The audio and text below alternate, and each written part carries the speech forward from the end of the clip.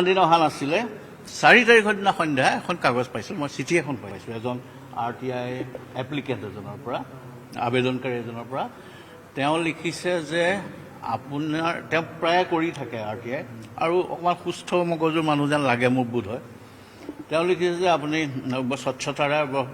কঠোৰকৈ বেয়া মানুহখিনিৰ বিৰুদ্ধে কাম কৰিছে বা পাব্লিক অথৰিটিসকলৰ আপুনি যি কঠোৰ নিৰ্দেশনাৰে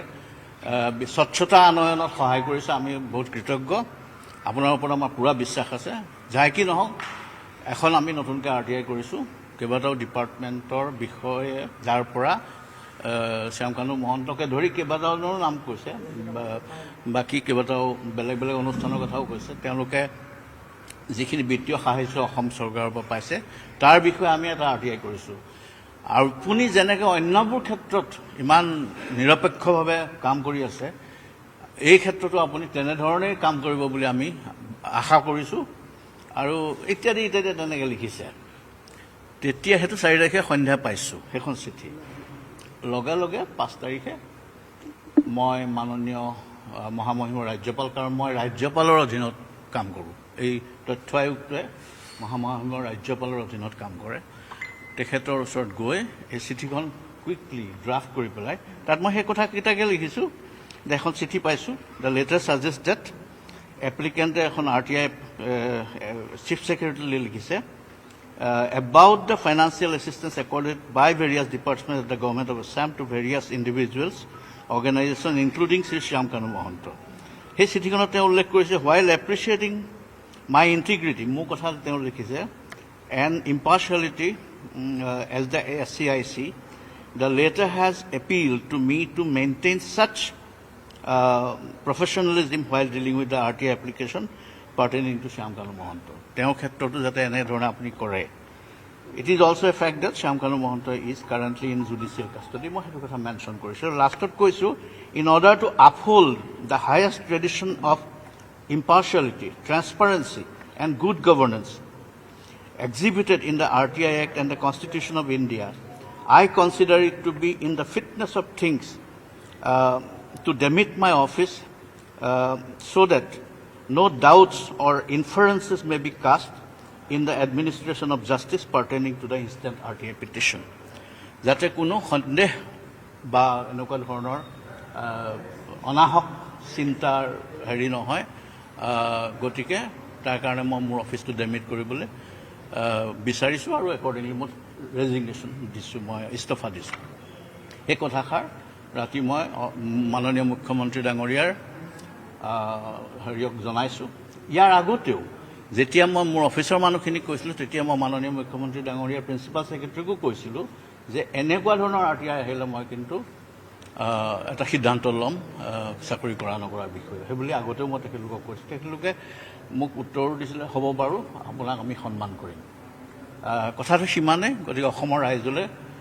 মই শ্ৰদ্ধা সেৱা জনাইছোঁ কৃতজ্ঞতা জনাইছোঁ আৰু বিশেষকৈ পাব্লিক অথৰিটিজবিলাকে মোৰ সময়ত যথেষ্টখিনি ৰেছপণ্ড কৰিছে আৰু মই ভাবোঁ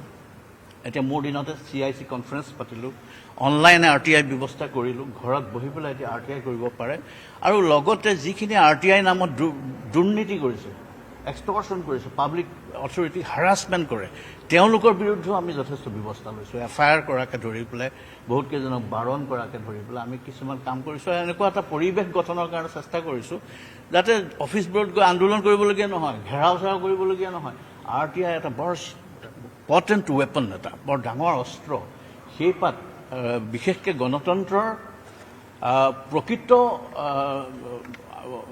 ৰূপায়ণৰ কাৰণে গণতান্ত্ৰিক অধিকাৰখিনি চিটিজেন্সৰ কাৰণে এইটো এটা বৰ বাহুপাত এটা অস্ত্ৰ আৰু মই মন কৰিছোঁ অসম চৰকাৰে বৰ্তমান অসম চৰকাৰে এই ক্ষেত্ৰত প্ৰকৃতাৰ্থত যথেষ্ট ভাল ব্যৱস্থা লৈছে আৰু আমাক কেতিয়াও আহুকাল দিয়া নাই আমাক বৰঞ্চ উৎসাহ জনাইছে এতিয়া বহুতে আমালৈ চিঠি লিখি থেংক ইউ জনাইছে বহুত ক্ষেত্ৰত দুৰ্নীতি কমিছে বা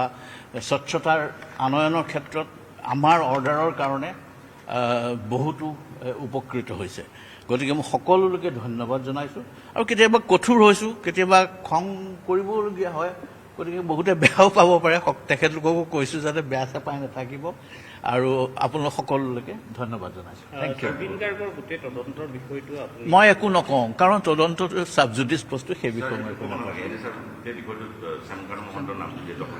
জুবিন গাৰ্গ মোৰ বৰ মৰমৰ মানুহ তেওঁ 10 জানুৱাৰীৰ দিনা আমি এটা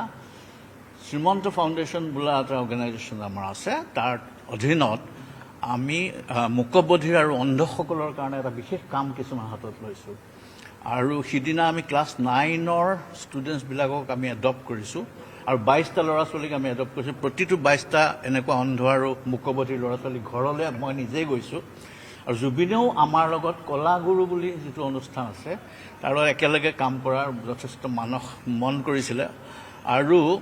জুবিনে গোটেই ল'ৰাখিনিক লৈ গৈছে ল'ৰা ছোৱালীক মোক কৈছে ভাস্কৰদা লৈ আহক না লৈ গৈছোঁ জুবিনৰ ঘৰলৈ চবকে ভাত পানী খুৱাইছোঁ ধেমালি ধুমলা কৰোৱাইছোঁ পিছত সেই ল'ৰা ছোৱালীবোৰ আৰু বহুতোজন গুৱাহাটীৰ প্ৰথিতযশা লোকৰ মাজত জুবিনে আমাৰ এটা চেনেল এটা লঞ্চ কৰিছে সেইটো মূকবধিৰ আৰু অন্ধৰ কাৰণে আৰু সিদিনা আমি 12টা ব্যৱহৃত লেপটপ তেওঁলোকক উপহাৰ দিছোঁ ক্লাছ 9টোক আমি এডপ্ট কৰিছোঁ ক্লাছ 9ত কৰি তেওঁলোকৰ যিবোৰ কিতাপ ব্ৰেইলিত নাই সেই কিতাপবোৰ আমি অডিঅ' বুকলৈ ৰূপান্তৰ কৰিছোঁ কাণেৰে শুনা তেওঁলোকে সেই কিতাপবোৰ শুনি শুনি পঢ়িব পাৰিব গতিকে সেই লেপটপ ডিষ্ট্ৰিবিউশ্যন কৰিছোঁ সেইবোৰতো জুবিনে যথেষ্ট আমাক সহায় কৰিছিলে গতিকে এইবোৰ কামত আমি আগবাঢ়িছোঁ আৰু জুবিনৰ যি বিশ্বদৰ্শন বিশ্ববীক্ষণ মানুহক সহায় কৰাৰ সেইখিনি ক্ষেত্ৰত আগবঢ়াই নিবলৈ আমাৰ শ্ৰীমন্ত ফাউণ্ডেশ্যন বদ্ধপৰিকৰ আমি আগবাঢ়ি যাম আৰু ইয়াত তদন্ত প্ৰক্ৰিয়াত কি হৈছে কি নাই হোৱা এইটো লৈ পেলাই মোৰ কোনো ক'বলগীয়া নাই এই বিষয়ে এইটো এটা স্বাধীন প্ৰক্ৰিয়া এইটো নিজে চলি থাকিব থেংক ইউ নমস্কাৰ ইয়াত চৰি আমাৰ